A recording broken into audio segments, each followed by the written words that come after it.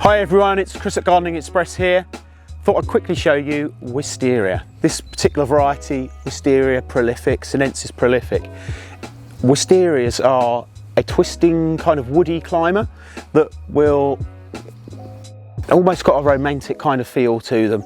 You see them on the front of old cottages and things like that, flowering in sort of early summertime, and they're really just a beautiful, beautiful flower. These flower spires can get quite long, and there's even parks in Japan where they've got long arches, sort of almost hundreds of meters long. They cover them and the flowers all hang down. It's really quite a sort of magnificent plant.